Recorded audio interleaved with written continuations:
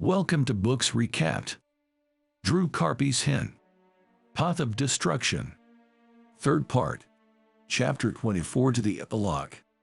Star Wars. Darth Bane Trilogy. Legends.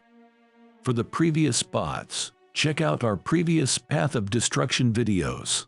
The links are in the description.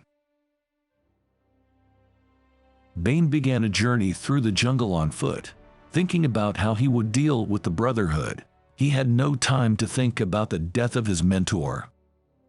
Bane believed that the Jedi could only be defeated through secrecy and deception, and that Khan had perverted the entire Sith Order by tricking them into believing they could achieve victory over the Jedi through martial might. He planned to use deception and betrayal to destroy the Brotherhood and remove the taint on the Sith. He also stripped Qasim's ship of supplies and programmed a course into a message drone, which he sent to Khan. In the message to Khan, offering a truce and delivering a gift of a thought bomb, a powerful weapon that could wipe out the Jedi. He hoped that Khan would use this weapon to defeat the Jedi, but also expected that Khan would not be smart enough to use it properly. He warned that if Khan misused the weapon, it would destroy the Brotherhood along with the Jedi, and that would mean the end of the Sith Order. Back on Ruzan, Hoth, the leader of the Army of Light, had a disagreement with another Jedi, Farfalla, who left with his reinforcements. He insulted him, calling him a mincing coward, and Farfalla retorted that this war had consumed Hoth and driven him to madness, a madness that would lead him to the dark side. Hoth was left with a small, ill-equipped group of soldiers, following the death of his closest friend, Master Pernikar. Khan, the leader of the Brotherhood, received a message from Bane, and he had to decide how to deal with Bane's plan, as well as with the deteriorating situation of his army. The tide of battle was ever-changing on Ruzan, and with the end of the rainy season the pendulum had swung back in favor of the Sith, but he knew it was more than a change of weather that had restored the morale of his troops and brought them a string of resounding victories. The Army of Light was fractured, and their numbers on Ruzan were dwindling. Valentine Farfalla was orbiting the world with reinforcements, but Khan's spies reported a rift between Hoth and Lord Farfalla that kept the newcomers from joining the fray. The Sith fleet also blockaded the planet, so the deployment of the Jedi reinforcements was a difficult deed to make.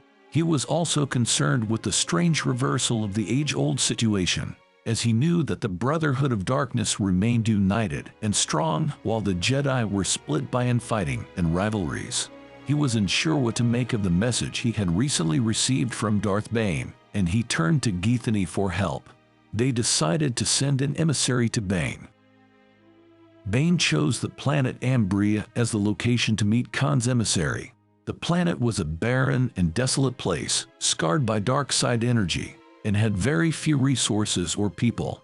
The Jedi had once attempted to purify the planet, but had only succeeded in containing the dark side energy in one source, Lake Nacht, which was avoided by the settlers who lived on the planet. Bane was not worried about being ambushed, as he would easily spot any incoming ships or vehicles from a distance.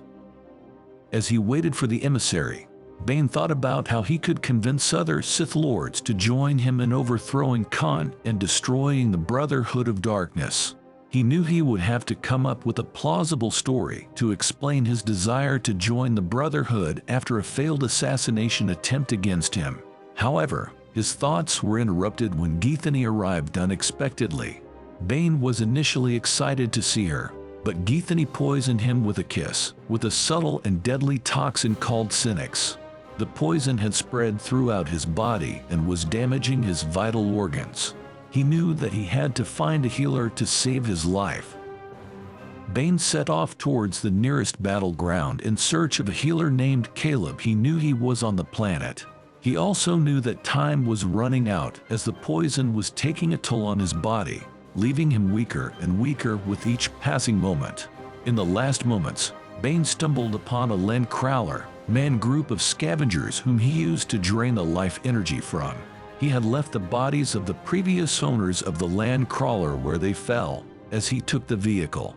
He was driven by anger towards his own weakness and misplaced arrogance that allowed Pt.3 to poison him.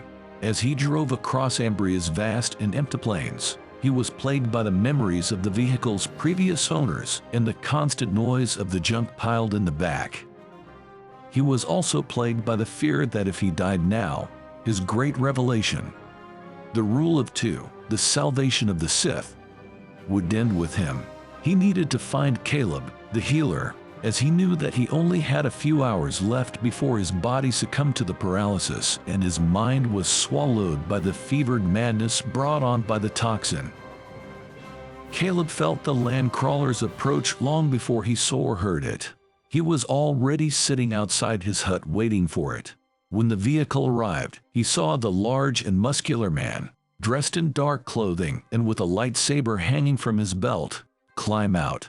Caleb could sense the man's power and the foul stench of poison coming from his pores. He knew that the man was a servant of the dark side and that he had come for the cure of the poison. However, Caleb was not willing to help him, as he was a servant of the common people and wanted no part in the war between light and darkness. He refused to give the cure to Bane, but Bane threatened to harm Caleb's daughter if he wouldn't give him the cure. Fearing for her safety, Caleb gave Bane the cure, saving his life and allowing him to continue his journey. After his recovery, Bane traveled to Ruzan.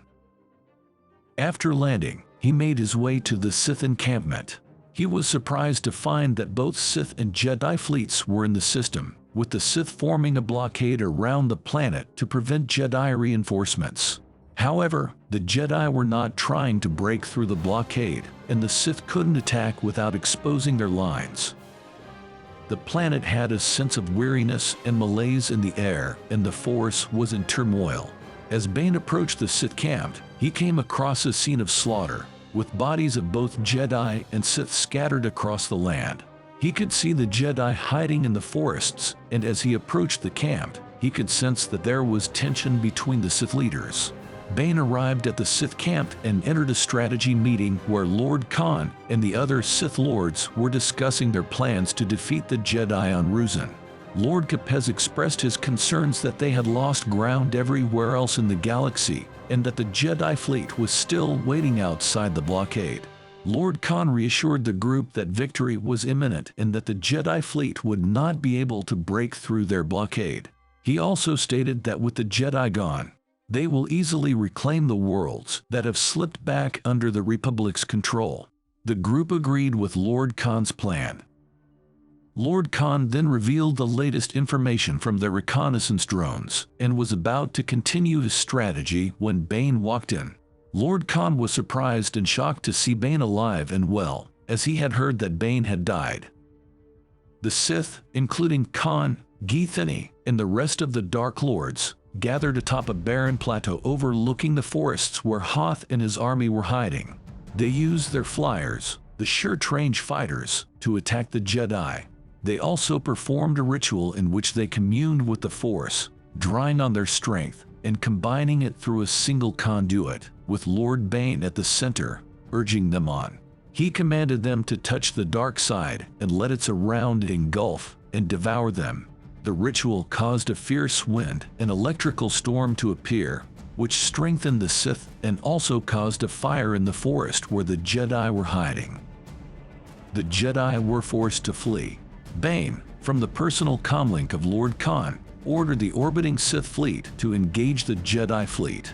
Breaking the blockade allowed the Jedi to drop reinforcements on the planet. General Hoth and his army were forced to flee from the forest due to the fire caused by the Sith's ritual. They were unable to take most of their supplies and equipment with them, and many of them lost their lives in the process. General Hoth in the fracture of the Army of Light, however, was able to survive the Sith's trap with the help of Farfalla and his reinforcements. Farfalla and his troops were able to break through the blockade, thanks to the conspiracy of Bane. Farfalla came to the aid of the Army of Light, managing to push back the Sith forces. The Jedi leader and General Hoth were able to meet and discuss the strange behavior of the Sith, with Farfalla suggesting that there may be an unknown ally among the Brotherhood of Darkness. Lord Khan led the Sith Brotherhood into the caves. The Brotherhood was prepared to perform a ritual using the thought bomb that would destroy the Jedi. Githany started to have doubts about Khan's leadership and the use of the thought bomb and began to back away from the ritual. She eventually found a tunnel and almost escaped the cave, while the rest of the Brotherhood continued with the ritual. Meanwhile, Farfalla and the Jedi advance units were attacking the Sith soldiers guarding the entrance to the subterranean tunnels. The battle quickly became a mass surrender on the Sith side, and Farfalla was confronted by a wounded Sith Lord, Capez, who he recognized as a former Jedi. Farfalla offered to help Capez and urged him to lay down his weapons, but Capez refused and died. Farfalla and the Jedi continued their advance into the caves, unaware of the Brotherhood's plan and the danger they were about to face. General Hoth led a group of Jedi into the cave, following the trail of the Brotherhood and Khan, who were preparing to unleash the weapon. Upon arriving at a large opening, General Hoth and his army were met with the sight of the Sith Lords standing in a circle with the crazed Lord Khan in the center. They were about to unleash the thought bomb, and General Hoth knew he had to act fast. He tried to reason with Lord Khan, but the Dark Lord refused to listen. In a desperate attempt to stop the Sith, General Hoth lunged forward to end Lord Khan's life before he could unleash the weapon. However, he was not quick enough. Lord Khan clapped his hands together sharply, and the thought bomb exploded. In the blink of an eye, every living soul in the cave was destroyed. Clothing, flesh, and bone were vaporized, and even the massive stone columns were reduced to dust.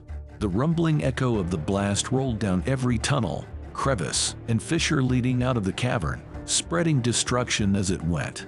Master Farfalla, who had been fighting alongside General Hoth, was one of the very few survivors of the thought bomb. However, General Hoth and Githany, the Brotherhood, and the Jedi led by Hoth have vanished. When detonated, the thought bomb annihilated every Force-sensitive being caught within its blast radius and absorbed their fragmented souls into a swirling vortex of perpetual torment that resolved into an orb of silvery iridescence. The thought bomb brought about the downfall of the Sith and the end of the conflict, but at a great cost. Master Farfalla was left to mourn the loss of his comrades and the devastation caused by the thought bomb. And so, the war came to an end. Darth Bane felt the reverberations of the thought bomb explosion from a distance and knew that all members of the Brotherhood of Darkness were killed. He saw this as an opportunity for the Sith to vanish, rebuild its power in secrecy, and eventually defeat the Jedi. He planned to rebuild the Sith with only one master and one apprentice, as Revan instructed him through the teachings of the Holocron. He was about to leave the planet and was troubled by the task of finding a suitable apprentice, a child strong in the Force but untouched by Jedi teachings. Few kilometers away, a young girl, Bane, who was recruited by a Jedi Master to join the Army of Light, along with her cousins Bug and Tomcat. They were headed to Ruzan to become Jedi in the melting pot of the war, but their shuttle was attacked and rain fell from the sky. She was saved by a creature called Law, whom she called a bouncer. They had a telepathic connection through the Force. They were the only survivors of an attack that killed all other bouncers. Law warned Rain of bad dreams coming, and soon after 2 Jedi came crashing into their clearing. They shot the bouncer, and then Rain in a fit of rage killed them both with the Force. Far away, Bane was heading towards her.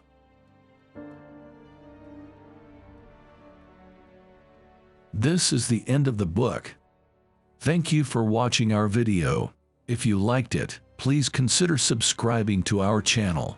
Pressing a like and commenting would help us greatly. You can also support us on Patreon, link in the description. See you soon on Books Recapped.